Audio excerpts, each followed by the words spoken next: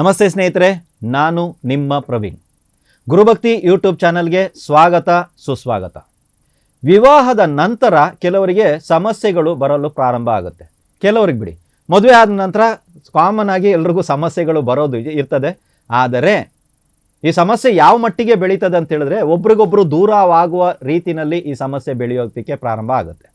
ಅದು ವೈವಾಹಿಕ ಜೀವನದಲ್ಲಿ ಒಂದು ಸಮಸ್ಯೆಯನ್ನು ಒಡ್ಡಬಹುದು, ಗಂಡ ಹೆಂಡತಿಯ ಮಧ್ಯದಲ್ಲಿ ವಿರಸವನ್ನು ಒಡ್ಡಬಹುದು, ಅಥವಾ ವಿಚ್ಛೇದನೆಯ ಹಂತಕ್ಕೂ ಕೂಡ ತಲುಪಬಹುದು. ಇದೇನಾದರೂ ಈ ಪ್ರಾಬ್ಲಮ್ ದೊಡ್ಡದಾಯಿತು ಅಂತ ತಿಳ್ಕೊಳ್ಳಿ ಸರ್, ನನ್ನ ಜೀವನ ಮುಗೀತು ಸರ್ ಅಂತ ಅನಿಸುತ್ತಲ್ವ ನಿಮಗೆ? ಆ ರೀತಿಯಾದಂಥ ಪ್ರಾಬ್ಲಮ್, ಅರ್ಥ ಆಯ್ತಾ?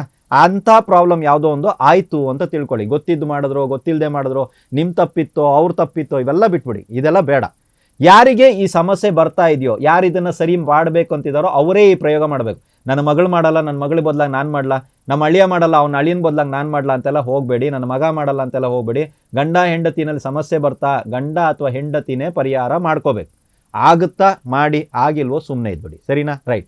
ಏನು ಮಾಡಬೇಕು ಅಂತ ಹೇಳಿದ್ರೆ, ನಿಮ್ಮ ಮನೆಯ ಅಕ್ಕಪಕ್ಕ ಯಾವುದಾದ್ರೂ ಸ್ತ್ರೀ ದೇವತಾ ದೇವಸ್ಥಾನಗಳು ಇದೆಯಾ ಅಂತ ನೋಡಿ. ಹೆಣ್ಣು ದೇವರ ದೇವಸ್ಥಾನಗಳು ಯಾವುದಿದ್ರೂ ಪರವಾಗಿಲ್ಲ, ತಾಯಿ ಯಾರಿದ್ರೂ ಪರವಾಗಿಲ್ಲ, ಆಯ್ತಾ? ಅಲ್ಲಿಗೆ ನೀವೇನು ಮಾಡಬೇಕಂದ್ರೆ ಕಂಟಿನ್ಯೂಸ್ 21 ದಿನ ನೀವು ಹೋಗ್ಬೇಕು. ಇವಾಗ ಹೆಣ್ಮಕ್ಳು ಯಾರಾದರೂ ಮಾಡ್ತೀರಾ, ಮಾಸಿಕ ಬರುತ್ತೆ ಅಂತ ನೀವು ಹೇಳ್ತೀರಾ. ನಾನು ಹೇಳ್ತಾ ಇರೋದು ಮಾಸಿಕ ಆದ ಮಾರನೇ ದಿನದಿಂದ, ಅಂದರೆ ನಿಮ್ಮ ಪೂರ್ತಿ ಕಂಪ್ಲೀಟಾಗಿ ಕ್ಲೀನ್ ಆದ ನಂತರ 5 ದಿನ ಮಂಗಳ ಸ್ನಾನ ಅಥವಾ 6 ದಿನನೋ 8 ದಿನನೋ ಏನಿದೆಯೋ ಅದು ಸ್ನಾನ ಆದ ನಂತರ ತಾವುಗಳು ಹೋಗೋದಕ್ಕೆ ಪ್ರಾರಂಭ ಮಾಡಿ. 21 ದಿನ ಖಂಡಿತ ಸಿಗುತ್ತೆ. 21 ದಿನನೂ ಕಂಟಿನ್ಯೂ ಈ ಪ್ರಯೋಗ ಮಾಡಬೇಕು. ಏನು ಮಾಡಬೇಕು ಅಂತ ನಾನು ಹೇಳ್ತೀನಿ. ಒಂದೇ ಒಂದು ಅರಳಿರುವಂಥ ಗುಲಾಬಿ ಹೂನ ತಗೊಳ್ಳಿ. ಬಣ್ಣ ಯಾವುದಿದ್ದರೂ ಪರವಾಗಿಲ್ಲ, ಅರಳಿರಬೇಕು, ಇದು ಕಂಪಲ್ಸರಿ, ಆಯಿತಾ? ಒಂದೇ ಒಂದು ಅರಳಿರುವಂಥ ಗುಲಾಬಿಯನ್ನು ತಗೊಳ್ಳಿ. ಅಲ್ಲಿ ಹತ್ತಿರದಲ್ಲಿರುವಂಥ ಸ್ತ್ರೀ ದೇವತಾ ದೇವಸ್ಥಾನಕ್ಕೆ ಹೋಗಿ ಈ ಒಂದು ಹೂವನ್ನು ದೇವರಿಗೆ ಸಮರ್ಪಿಸಿ. ನೀವು ಏನಕ್ಕೆ ಸಮರ್ಪಿಸ್ತಿದ್ದೀರಾ ಹೇಳೋ ಹಾಗಿಲ್ಲ. ನಿಮ್ಮ ಕಷ್ಟ ಏನಿದೆ ಏನು ಹೇಳೋ ಹಾಗಿಲ್ಲ, ಏನು ಮಾತಾಡೋಂಗಿಲ್ಲ, ಯಾವ ಕಷ್ಟನೂ ಹೇಳೋಂಗಿಲ್ಲ. ನಿಮ್ಮಿಷ್ಟಕ್ಕೆ ನೀವು ಇಟ್ಬಿಟ್ಟು ಬರಬೇಕು, ದೇವರಿಗೆ ಕೊಟ್ಬಿಟ್ಟು ಬರಬೇಕು. ಇಷ್ಟೇ ಸಮರ್ಪಣೆ ಮಾಡೋದು, ಒಂದು ನಮಸ್ಕಾರ ಹಾಕೋದು, ಆರತಿ ತಗೊಳ್ತೀರಾ ತಗೊಳ್ಳಿ, ಬನ್ನಿ.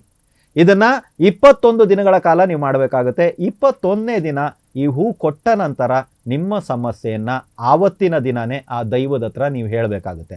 ಅಲ್ಲಿವರೆಗೂ ಆ ದೇವರ ಹತ್ರ ನೀವು ಯಾವುದೇ ಕಾರಣಕ್ಕೂ ಇದನ್ನು ಬಳಸೋ ಆಗಿಲ್ಲ. ಅಂದರೆ ನನಗೇನು ಸಮಸ್ಯೆ, ನಂದು ಬೇರೆ ಸಮಸ್ಯೆ, ಈ ಸಮಸ್ಯೆ ಆ ಸಮಸ್ಯೆ, ಯಾವ ಸಮಸ್ಯೆನೂ ಹೇಳೋಗಿಲ್ಲ. ಗಂಡ ಹೆಂಡತಿ ಮಧ್ಯೆ ಇರೋ ಸಮಸ್ಯೆನೂ ಹೇಳೋ ಆಗಿಲ್ಲ. ಬರೀ ಕೊಡೋದು ಬರೋದು, ಬರೀ ಕೊಡೋದು ಬರೋದು. 21ನೇ ದಿನನೂ ಕೊಟ್ಬಿಡೋದು. ಕೊಟ್ಟಾದ ನಂತರ ನಿಂತ್ಕೊಂಡು, ನಾನು ಇಷ್ಟು ದಿನ ಯಾಕೆ ಮಾಡಿದೆ ಅಂದರೆ ಈ ರೀತಿಯಾದಂಥ ಒಂದು ಸಮಸ್ಯೆ ಬಂದಿದೆ, ನನ್ನ ಸಾಂಸಾರಿಕ ಜೀವನ ಹಾಳಾಗುತ್ತೆ, ನನ್ನ ವೈವಾಹಿಕ ಜೀವನ ಹಾಳಾಗುತ್ತೆ, ಅಥವಾ ನಾವು ಗಂಡ ಹೆಂಡತಿ ದೂರವಾಗುವಂಥದ್ದು ಪರ್ಮನೆಂಟಾಗಿ ಆಗುವಂಥದ್ದು ಏನಾದರೂ ಒಂದು ಸಮಸ್ಯೆ ಬರುವಂಥದ್ದಿದೆ, ದಯವಿಟ್ಟು ನನಗೆ ಇದರಿಂದ ಹೊರಗಡೆ ಬರೋದಕ್ಕೆ ಏನಾದರೂ ಒಂದು ದಾರಿ ತೋರಿಸಿ, ಅಥವಾ ನೀವೇ ಪರಿಹಾರ ಮಾಡಿಕೊಡಿ ಅಂತ ಆ ದೈವದ ಹತ್ರ ನೀವು ಬೇಡ್ಕೊಂಡು ನಿಮ್ಮಿಷ್ಟಕ್ಕೆ ನೀವು ಮನೆಗೆ ಬನ್ನಿ. ಖಂಡಿತವಾಗ್ಲೂ 21 ದಿನದ ಒಳಗಾಗಿ ಮ್ಯಾಜಿಕ್ ನಡೀತದೆ. ಆಗಿಲ್ಲ 21ನೇ ದಿನ ನೀವು ಬೇಡ್ಕೊಂಡಿರ್ತೀರಲ್ವ, ಖಂಡಿತವಾಗ್ಲೂ ನಿಮ್ಮ ಜೀವನದಲ್ಲಿ ಒಂದು ಮ್ಯಾಜಿಕ್ ನಡೀತದೆ. ಸಮಸ್ಯೆ ತಂತಾನೇ ಪರಿಹಾರ ಆಗುತ್ತೆ. ಪರಿಹಾರ ಯಾವ ರೀತಿಯಿಂದ ಆಗುತ್ತೆ ಇದನ್ನು ಮಾತ್ರ ನೀವು ಬೇಡ, ನನಗೆ ಇದೇ ರೀತಿಯಲ್ಲಿ ಪರಿಹಾರ ಬೇಕು ಅಂತ ಯಾರ ಹತ್ರನೂ ಕೇಳಬೇಡಿ. ನಿಮಗಿಷ್ಟೇ, ನನಗೆ ಈ ಸಮಸ್ಯೆ ಇದೆ, ಪರಿಹಾರ ಬೇಕು, ಅಷ್ಟೇ. ಹೇಗಾಗುತ್ತೆ ನಿಮಗೆ ಬೇಡದಿರುವಂಥ ವಿಷಯ. ಖಂಡಿತವಾಗ್ಲೂ ನಿಮ್ಮ ಜೀವನದಲ್ಲಿ ಆ ಒಂದು ಇಲ್ಲ ಮುಗೀತು ಅಂತ ಬಂದಿರ್ತೀವಲ್ಲ ನಾವು, ಆಯಿತು ಇದೇನು ಮಾಡೋಕ್ಕಾಗಲ್ಲ ಅನ್ನುವಂಥ ಸಂಬಂಧಗಳು ಕೂಡ ಈ ಪರಿಹಾರದಲ್ಲಿ ಒಂದಾಗಿದೆ. ಇದು ಆ ರೀತಿಯಾಗಿ ನಾವು ನೋಡಿರುವಂಥ ಪರಿಹಾರ ಆಗಿರೋದ್ರಿಂದ ಇದೊಂದು ಟೆಸ್ಟೆಡ್ ಪರಿಹಾರ ಅಂತ ಕೂಡ ತಾವು ತಗೊಳ್ಬೋದು. ಈ ಪರಿಹಾರವನ್ನು ಒಂದು ವಿಚ್ಛೇದನೆ ಹಂತಕ್ಕೆ ಹೋಗಿದೆ, ಗಂಡ ಹೆಂಡತಿ ದೂರವಾಗುವಂಥ ಹಂತಕ್ಕೆ ಹೋದವ್ರು ಯಾರಿದ್ರೂ ದಯವಿಟ್ಟು ನಿಮಗೆ ನೀವೇ ಇದನ್ನು ಮಾಡಿ ನೋಡಿ. ಇದರಿಂದ ನಿಮ್ಗೇನಾದರೂ ಒಂದು ಒಳ್ಳೇದು ಸಿಕ್ತು ಅಂತ ಹೇಳಿದ್ರೆ ಇದನ್ನು ಆದಷ್ಟು ಶೇರ್ ಮಾಡಿ. ಇದರ ಸಮಸ್ಯೆ ಇದೆ, ಈ ಥರದ ಒಂದು ಸಮಸ್ಯೆ ಇದ್ದು ಪರಿಹಾರಕ್ಕಾಗಿ ಹಪಿಸ್ತಿರುವಂಥ ಜನಗಳು ಭಾಳಷ್ಟು ಜನ ಇದ್ದಾರೆ. ಯಾರಿಗಾದರೂ ಇದು ಸೇರಿದಾಗ ಅದರ ಪುಣ್ಯ ನಿಮಗೂ ಸಿಗುತ್ತೆ. ಎಲ್ರಿಗೂ ಒಳ್ಳೆಯದಾಗಲಿ.